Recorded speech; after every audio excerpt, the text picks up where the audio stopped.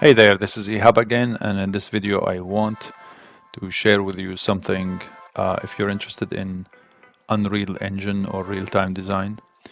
The Unreal Engine 5.7 has a really cool feature that I've always thought would be really fascinating to have in any software. And that feature is when you launch the Unreal Engine, you click on New Project, you'll see all of these presets. This here, the intro to Unreal. So upon clicking on create, this is what you see. It may be a little bit confusing or overwhelming, but what you want to do is to hit F11 to go full screen. This is a really smart way to get people to feel motivated and less intimidated by the process of using Unreal. When you click on F11, that goes full screen and you are technically still like in a 3D software. This is what it looks like from the outside.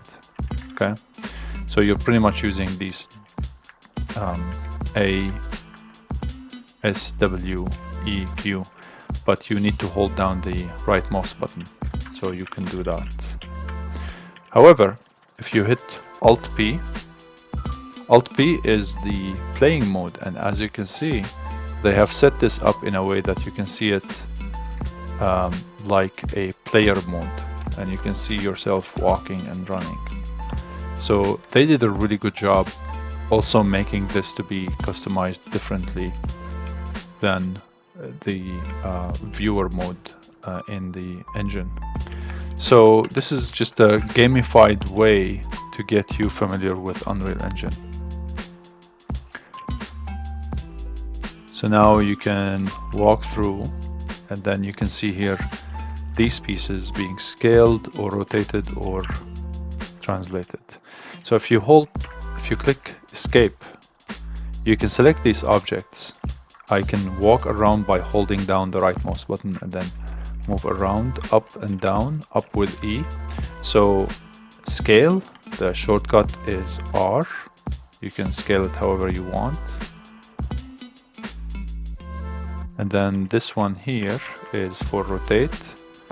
You click on E and rotate, and then if you click on W, that is translate. So back to the game, holding down Alt and P. Now this is the game mode, and this is here content drawer. So check this. At first you might feel that this window is kind of glitching or problematic, but basically this is actually a part of the gamified version of learning Unreal. So let's go here and try to jump, and there's nothing you can do. You're not playing Assassin's Creed or Prince of Persia to just jump over the walls. So you're kind of trapped. Now that's gonna force you to learn, oh, I can go into the meshes, get the piece that I want. So F11 again is on full screen, so I'm staying on full screen. If you want to get the content browser, which is here, so this is the content browser, and you can click here to make it docked, so it would always stay there instead of being shy and showing on and off. So if you are on the full screen mode, F11, you can simply click Control or hold Control and click space. So I'm gonna go to the, I believe based on the level that they showed, it's in the level prototyping, and then you go to meshes, and then you can select any of these pieces. But technically, here's a cube. You can click W and move it around, and really you can have fun with it if you want, even making it this way if you want. So hit F if you want to frame the object or frame the camera around the object by holding down Alt and moving. Technically that would allow you to make a duplication. Otherwise you can hit Control D and duplicate. So let's see. Alt P to go into the play mode. You click one click on the mouse, and now we are in the game. So those meshes The reason why they work is because they have collision, and that's why they work just fine here. Not geometry by default, they don't have collision. So for instance, in this case here, if I walk through this ramp, see that? Speaking of collision, so again, this is a really nicely done way to demonstrate this process. This ramp by default does not have collision, okay? So what you need to do is you go out of the play mode, and you want to see, as you can see on the right side, you want to look for the collision preset. So how do we do that? Click escape to exit the play mode. Then I'm gonna hit F11 and select this bar here. I need to select the object to make sure I'm seeing the attributes or the features of that object. And I want to go down into the collision section, into the collision presets. Then I'm going to click on block all. Right now it's on no collision. So if I change it into block all, that's it. Now let's hit Alt P, F11 for full screen. Let's see. Oh, look at that. It is working.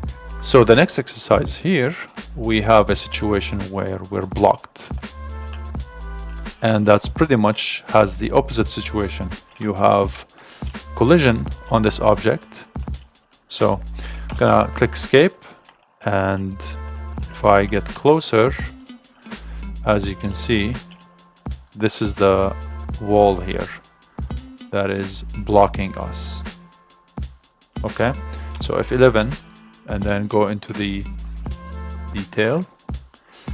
Then what I want to do here, I can either change the presets to pretty much learn about the process of applying collision more closely. I can either remove the collision or simply the way they're recommending that you treat this is by deleting it. So Alt P, now I can walk freely, and I can also fall if I want to. All right, so next here, this is an introduction for the materials. You can see this is more like a kind of display of different matte versus reflective or semi-reflective materials, fully reflective, mirror-like, glow.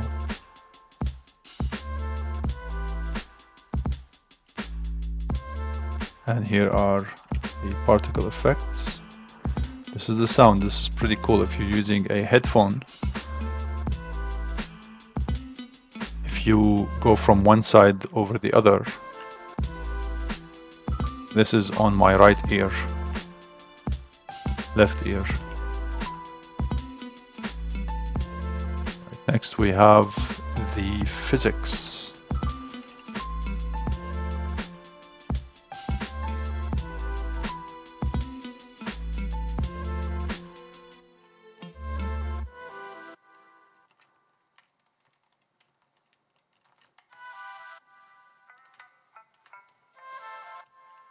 No. All right, next we have lighting. So I need to be on the editing mode. Escape. Now L and left mouse button.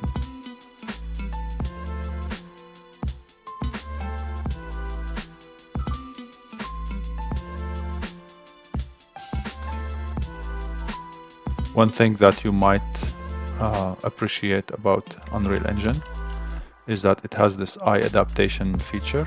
So as you can see, just like a human eyes, when you go into from a bright place into a darker place, you know how the rods, I believe, are the ones that chemically start to adapt and acclimate to the darker place, and then you start to slowly see, okay, now I'm starting to see the inside of this place.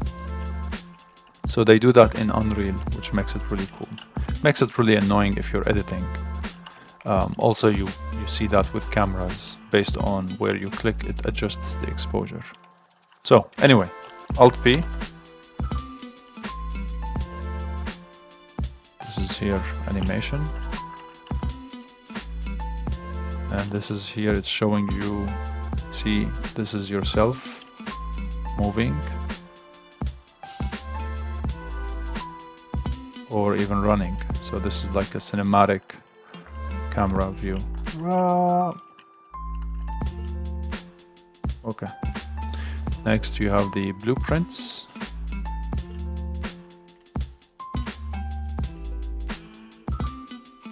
So the blueprint is going to activate certain features or certain changes based on, for instance, the location of the player. So that would be one example, and you have made it. Now here are some templates or examples of things that you can experiment with. This is where it gets really cool, when you see that kind of parallax.